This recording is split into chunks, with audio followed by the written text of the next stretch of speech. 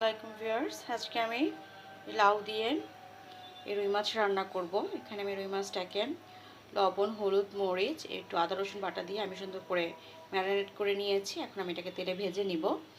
আর এই তরকারিটা রান্না করার জন্য অবশ্যই আপনাদের এরকম কচি লাউ লাগবে, তাহলে তরকারিটা খেতে ভালো লাগে। লাউটা বেশ কচি, দেখুন এখনো বিচি হয়নি।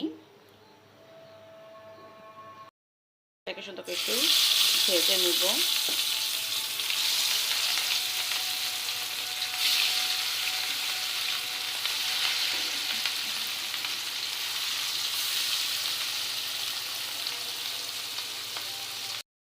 ভাজা এক পিঠ হয়ে গিয়েছে। এখন আমি মাছটাকে সুন্দর করে তুলে দিব। মাছটাকে এরকম লাল লাল করে ভাজতে হবে, খেতে ভালো লাগে। আমি এটা ভেজে নিচ্ছি।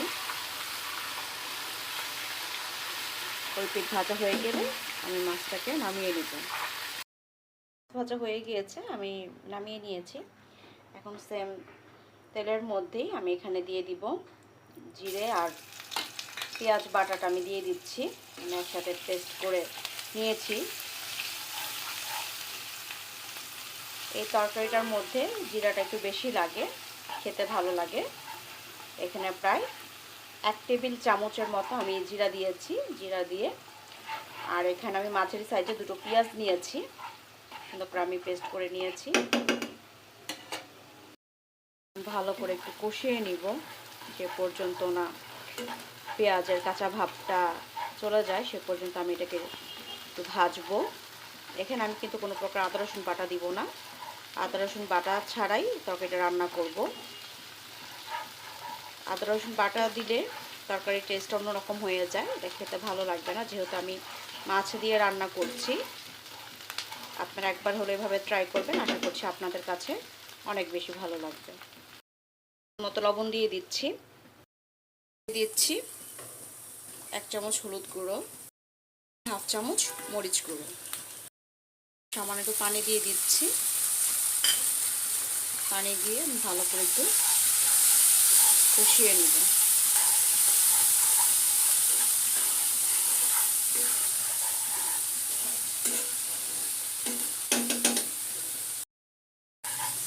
এত কষানো হয়ে গিয়েছে, আমি ভালো করে কষিয়ে নিয়েছি।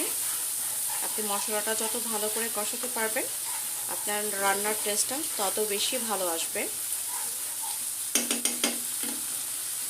এত সুন্দর ঘ্রাণ বের হয়েছে। আমি লাউগুলো দিয়ে দিচ্ছি। কষানো হয়ে গিয়েছে মশলা। আমি একে একে করে লাউ, কেটে রাখা লাউটাকে দিয়ে দিলাম। দিয়ে আমি ভালো করে একটু নেড়ে চেড়ে নেব।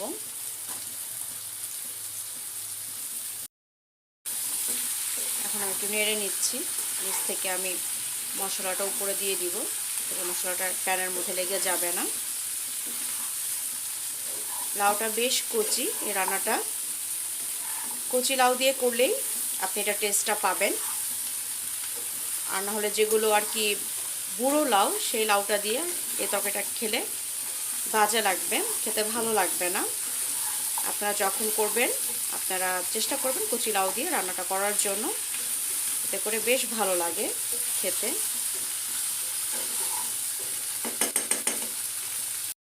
আমি এখানে সামান্য পানি দিয়ে দিচ্ছি। আমি পানি দিয়ে এখানে ঢেকে কিছুক্ষণ রান্না করব, এতে করে লাউটা আমার নরম হয়ে আসবে। দিয়ে সুন্দর করে ঢেকে দিচ্ছি। লাউটা কিন্তু অনেকটাই নরম হয়ে এসেছে। এখন আমি একটু নেড়ে দিচ্ছি। লাউটা যেহেতু কচি, সেদ্ধ হতে বেশি সময় লাগবে না, রান্নাটা খুব অল্প সময় হয়ে যাবে।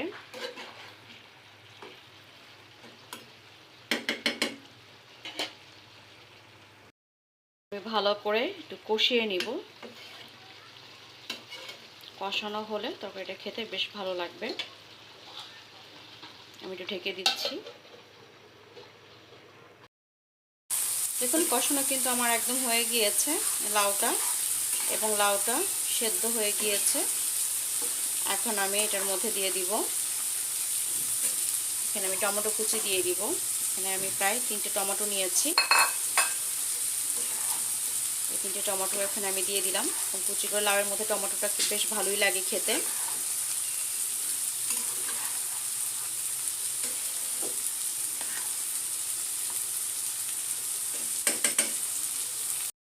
ঝোলের জন্য পানি দিয়ে দিচ্ছি।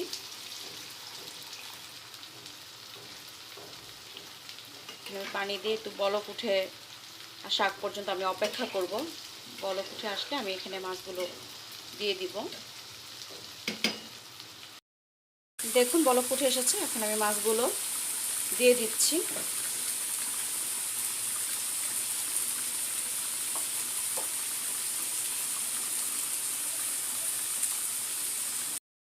একটু নেড়ে দিব, মাছটাকে সুন্দর করে একটু ঝোলের সাথে একটু মিশিয়ে দিব। এই তরকারি যখন আপনারা রান্না করবেন মাছটাকে এরকম একটু কড়কড় করে ভেজে নেবেন, এতে করে খেতে ভালো লাগে।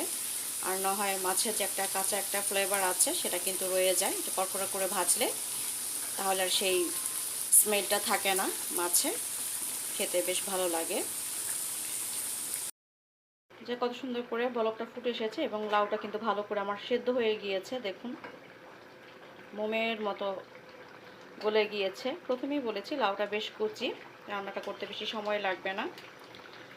এখন আমি ধনেপাতা দিয়ে দিব।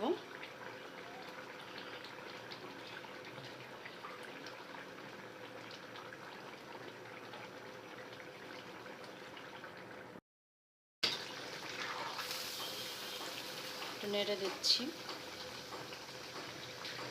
আলতো করে।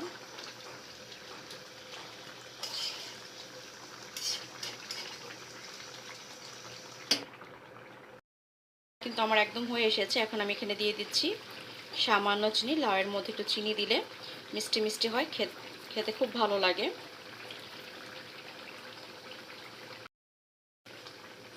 এই তো দেখুন রান্নাটা কিন্তু আমার একদম হয়ে এসেছে।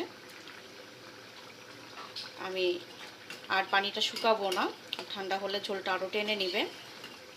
আর লাউ তরকারি একটু এরকম মাখা মাখো খেলে খেতে ভালো লাগে।